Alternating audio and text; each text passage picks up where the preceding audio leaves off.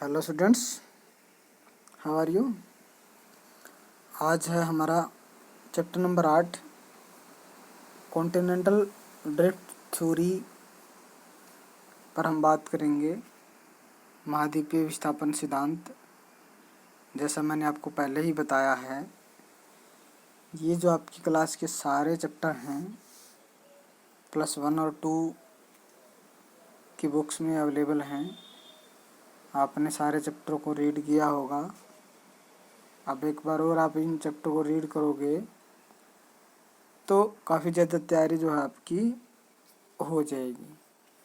तो आइए चलते हैं महाद्वीपीय विस्थापन सिद्धांत की भी किस तरीके से जो हमारे महाद्वीप हैं वो एक स्थान से दूसरे स्थान पर खिसक रहे हैं, किस तरीके से उनमें जो बदलाव हैं इंटरनल एक्टिविटी के कारण हो रहे हैं, उन पे हम चर्चा करेंगे कि भी महाद्वीपीय विस्थापन जो है वो महाद्वीपों और महासागरों की अवस्थिति जैसा कि मानचित्र में है दिखाई देती है, ऐसी नहीं रही है। कि भी जो आज हम विश्व के मानचित्र पर देखते हैं कि भी कहाँ पे हमारे महासागर हैं, कहाँ पे महाद्वीप हैं, तो हमेशा वो चीज़ वहाँ पे नहीं थी।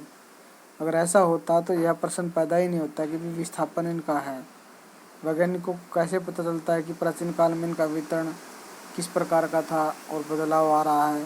तो उन सारे जो तथ्य हैं उन पर हम आज विशेष तौर पर चर्चा करेंगे। तो पृथ्वी पर जो है 70% ही नहीं बल्कि 71% एवरेज जो है जल का भाग है और 29.2 एवरेज अगर कहें तो 30% जो है वो 29% कितना है प्रतिशत स्थल भाग है, यानी ज़मीनी भाग बहुत ही कम है और जल और स्थल मंडल बहुत बड़ा है। इस तरीके से उत्तरी गोलार्ध की जो प्रधानता है सबसे ज़्यादा स्थल भाग है और दक्षिणी गोलार्ध में सबसे ज़्यादा क्या है, जल भाग है। तो इस तरीके से उत्तरी ध्रुव आर्कटिक क्षेत्र में स्थित चारों जो महाद्वीप हैं हमारे, दूसरी ओर दक्षिणी ध्रुव पर साउथ पोल पर अंटार्कटिक जो महाद्वीप है इसके चारों ओर समुद्र है और आर्कटिक महाद्वीप के चारों ओर क्या है, स्थल भाग हैं। बहुत सारे हमारे जो हैं महाद्वीप हैं।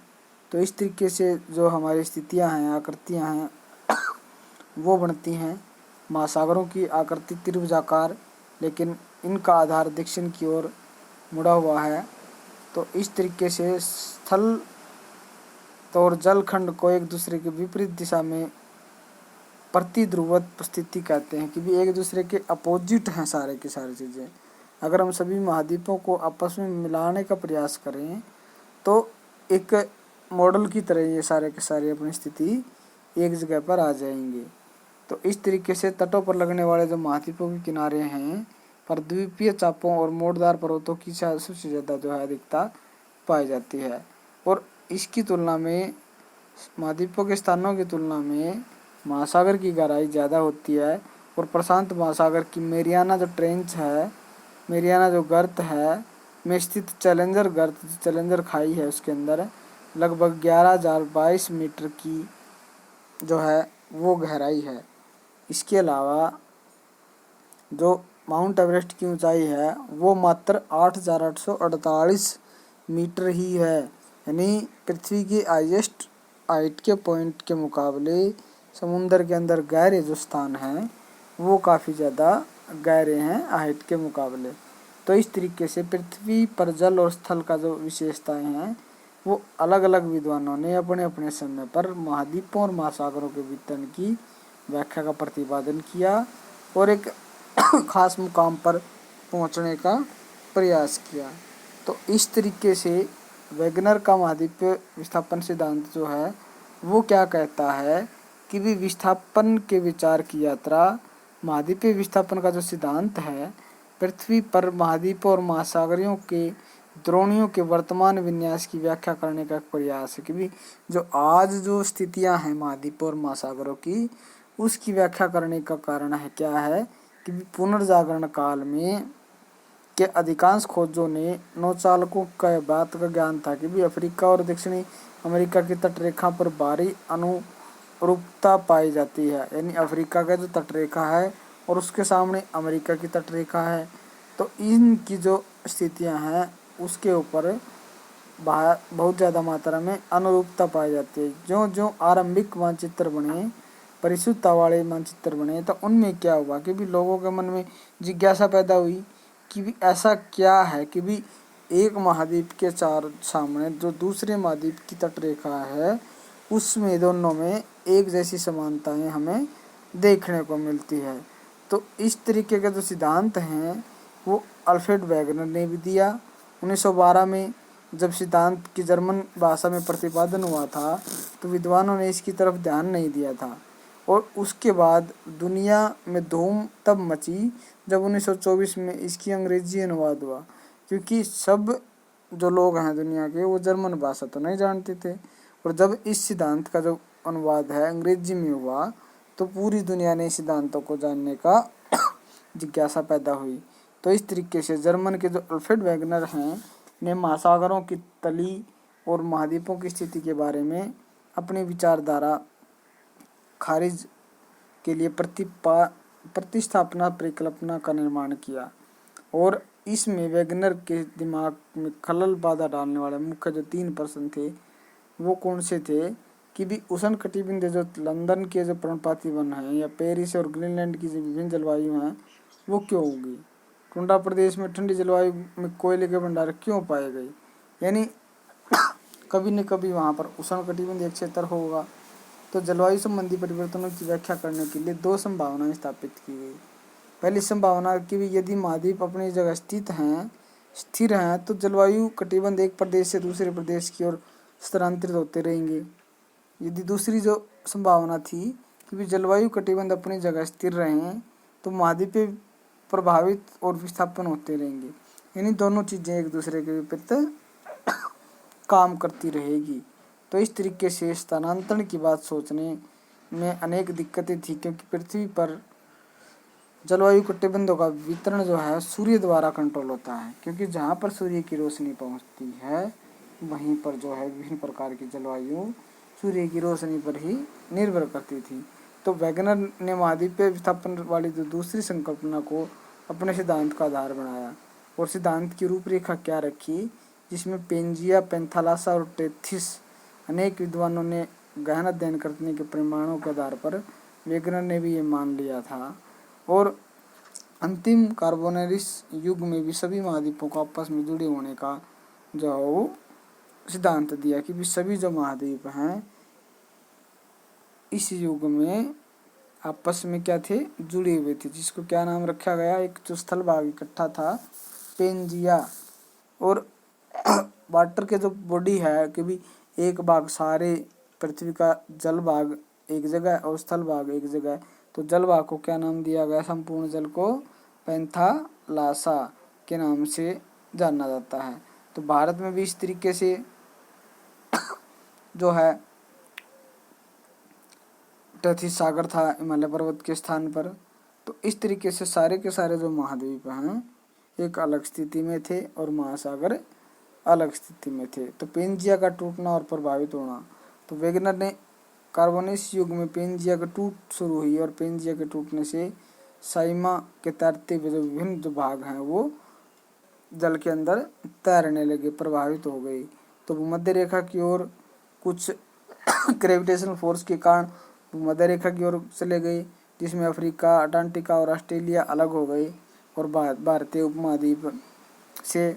इसके बाद पश्चिम दिशा की ओर कुछ जो है प्रभाव सूर्य और चंद्रमा के ज्वारीय बल के कारण इस प्रभाव में उत्तरी अमेरिका, दक्षिण अमेरिका, यूरोप और अफ्रीका से अलग हो गए। वो अटलांटिक महासागर का निर्माण इसके साथ हुआ। तो इस तरीके से पर्वतों का निर्माण कैसे हुआ, इसी सिद्धांत की अगर हम बात करें तो पर्वतों का निर्माण की अगर हम बात करें तो पेंथालासा जो था का अवशिष्ट भाग प्रशांत महासागर कहलाया, और वेगनर के अनुसार अफ्रीका और यूरेशिया के निकट आने से टेथिस भूसंतति में जमा जो जलोढ़ है वो पदार्थ में जल में जो है बल पड़ेंगे, यानी जो दरारें हैं, मोड़ हैं, वह आ गए थे। और उसी के कारण, उन्हीं मोड़ों के कारण अल्पस पर्वत, एटलस पर्वत, हिमालय पर्वत जैसी जो वलित पर्वतों की उत्पत्ति हुई, जिसमें रॉकीज है, एंडीज पर्वत श्रृंखलाएं हैं, अमेरिका और दक्षिण अमेरिका की जो पर्वत श्रृंखलाएं हैं, उनका निर्माण हुआ। उसके बाद महाद्वीपीय चापों की उत्पत्ति, कि भी किस तरीके से महाद्वीप जो है मोड़ खाए हुए थे। महाद्वीपों को चापों का उद्गम और भूखंडों के प्रवाह की जो गति में कमी से आने से हुआ, कि भी एशिया महाद्वीप के पश्चिम की ओर जो प्रभावित हो रहा था, तो उसके कारण कुछ भाग पीछे छूट गया और कुछ भाग आगे निकल गया। तो इस तरीके से वर्तमान में जो सखालीन यूक्राइल और जापान, फिलीपाइंस जैसे जो देश हैं, वो इसी का कारण है, जिसको पश्चिमी द्वीप समूह के नाम से जाना जाता है। तो कुछ साक्ष्य भी दिए वैगनर ने अपने सिद्धांत में, कि भी विश्व में जलवायु की वितरण है, वो वैगनर के आधार पर सिद्ध करने का प्रयास किया कि भी पेंजिया के टूटने के कारण एक दूसरे महाद्वीप के आमने सामने की जो भुजाएं हैं, तो उनके ऊपर एक समान जो है स्थापना जो है वनस्पति पाए जाते हैं, जिसको साम्य स्थापना कहते हैं। ये अगर जोड़ कर देखें तो जिगजैग की आकृति जो बनी हुई है, तो जोड़ने से वो एक जैसी बन जाती हैं। अभी मुख्य तटों पर भौगोलिक समरूपता के साक्ष्य की भी उन्होंने बताया था कि अमेरिका के किनारे और अमेरिका के पूर्वी किनारे और अफ्रीका के पश्चिमी तटों पर अगर देखा जाए, तो एक जैसी जो है वो आकृति देखने को मिलती है, स्थलाकृति या विशेषताएं, प्राकृतिक विशेषताएं देखने को मिलती है। तो इससे सिद्ध होता है कि भी वहाँ पर क्या था, कभी न कभी ये दोनों महाद्वीप एक भूखंड का हिस्सा थे। उसके बाद बात आती है कि भी जीवाश्म विज्ञान के साक्ष्य। ग्लोस्टोपेसी में नमक पौधे जो हैं दक्षिण अमेरिका, दक्षिण अफ्रीका, भारत और फॉकलैंड, ऑस्ट्रेलिया और अंटार्कटिका में एक ही युग में की चट्टानों में पाए जाते हैं। तो इससे भी स्पष्ट है कि भी जब इतने बड़े दूर दूर महाद्वीपों पर एक ही प्रकार के जो जीवाश्म हैं वो देखने को मिलते हैं, तो सिद्ध हो जाता है कि भी कभी न कभी ये जो भाग थे एक ही भूभाग का हिस्सा रहे हैं।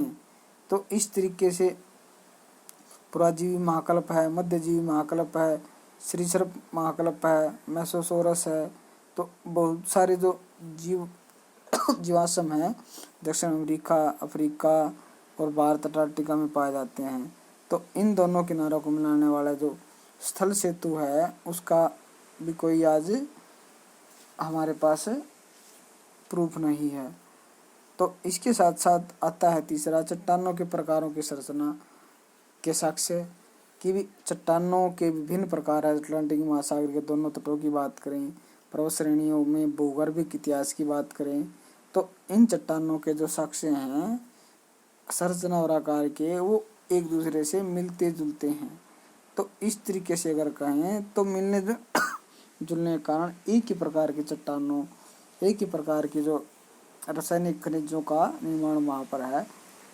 तो इससे भी हम मान सकते हैं कि भी सभी के अंदर समान जो प्राकृतिक संरचनाएं हैं वो विद्यमान हैं। उसके बाद आती है हिमनद के साक्ष्य। कार्बोफेरस युग में उत्तरार्ध की अगर हम बात करें, तो दक्षिणी गोलार्ध के महाद्वीप के अधिकांश भागों पर हिम की चादर चढ़ गई थी और इन हिम नदियों द्वारा बिछाए गए निक्षेपों में आधारित चट्टानें बनाई और झाड़ियों और खाँचों खरोचों में भली भांति आज भी पहचाना जा सकता है। और वेगनर के अनुसार 30 करोड़ साल पहले भी यह हिमनद तभी संभव हुआ जब भूखंड स्थलखंड से जुड़े हुए होंगे और दक्षिणी ध्रुव पर डरबन के पास रहा हो। कि भी जो भूखंड दोनों साइड हैं, जो स्थलाकृति दोनों साइड हैं, वो इस बात की ओर संकेत करती हैं कि ये दोनों भूखंड जो हैं कभी न कभी एक ही भूभाग का हिस्सा थे। उसके बाद पूरा जलवायु शास्त्र के दस्तावेजों की अगर हम बात करें, तो अटलांटिका में जहाँ 1 किलोमीटर से अधिक मोटी बर्फ़ की परत का जमाव है, तो पौधों का नामो निशान नहीं है, तो वहाँ पर कोयले के भंडार कैसे पाए गए? तो इसका मतलब कभी न कभी वहाँ पर जलवायु और सघन वनस्पति का साम्राज्य रहा होगा। तो यही तभी तो वहाँ पर इतनी ज़्यादा बर्फ़ की चादरें होने के बाद भी अगर वहाँ पर हमें कोयले के भंडार मिलते हैं, तो इस बात के संकेत है कि भी कभी न कभी वहाँ पर अच्छी वनस्पति और जलवायु रही होगी। तो इस तरीके से महाद्वीपीय विस्थापन सिद्धांत का समर्थन करने में भी नवीन परिणाम जो हमें मिले, एक तो पूरा चुंबकीय साक्ष्य है कि भी जो विद्यमान लोहयुक्त ऑक्साइड कणीय उत्तर दिशा की ओर आकर्षित हुए थे, वो पुरानी चट्टानों के जीवाश्म तत्वों की दिशा में भी देखने को मिलते हैं। तो इससे सिद्ध होता है कि भी अमेरिका और ग्रीनलैंड के बीच का जो फासला है कम हो रहा है। और अलग बात है कि 1930 के बाद इसके पश्चिम की ओर खिसकने का हमें कोई प्रमाण भी नहीं मिला है।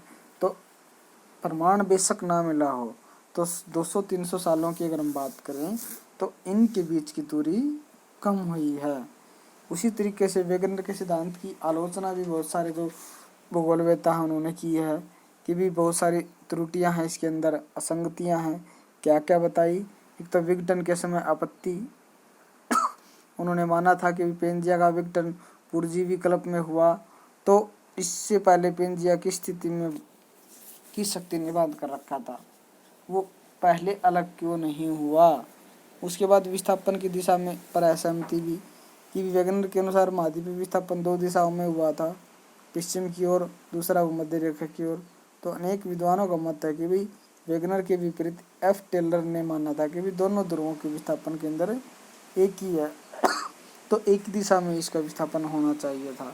उसके बाद बल की पर्याप्तता पर उंगली कि भी वेगनर ने क्या कहा था कि भी पश्चिमी की ओर चंद्रमा का प्रभाव सूर्य की ज्वारीय शक्ति के कारण हुआ, तो तभी संभव हो सकता है था। तो उस समय ज्वारीय शक्ति का वर्तमान जो शक्ति है 900 करोड़ गुना ज़्यादा है, तो अब क्यों नहीं हो रही ये चीज़ें।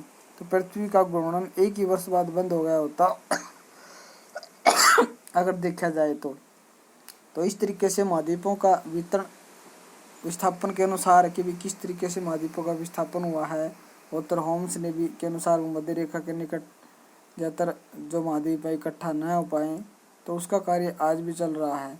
साम्य स्थापन त्रिपुरण की भी उन्होंने बताया था कि भी दोनों भुजाओं पर एक ही डिग्री पर एक जैसी जो समानता है वो देखने को मिलती है, जिसकी व्याख्या करने मिले विस्थापन की बाहरी चीज़ों की लाने की ज़रूरत नहीं।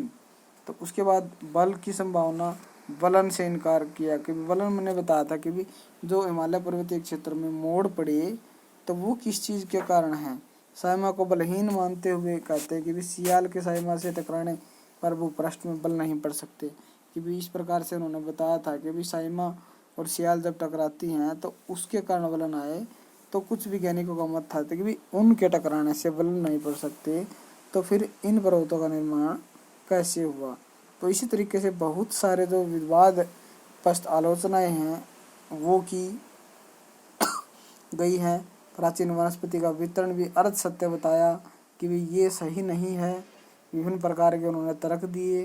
विषव मानचित्र वितरण पर दिखाया गया, तो इस आधार पर वेगनर के सिद्धांत को उन्होंने निराधार साबित करने का भी प्रयास किया। तो इस तरीके से वेगनर ने अपनी थ्योरी दी, विभिन्न भूगोलवेत्ताओं ने भी अपने अपने विचार रखे, उसकी आलोचना का प्रयास किया। तो ये आपका चैप्टर था। कुछ बीज शब्द हैं उनको आप रिवाइज कीजिएगा, महत्वपूर्ण क्वेश्चन है वो भी याद कीजिएगा। तो ये थ्योरी काफ़ी महत्वपूर्ण है एग्ज़ाम के लिए भी, तो इनको रिवाइज कीजिएगा। आज के लिए इतना ही। Have a nice day.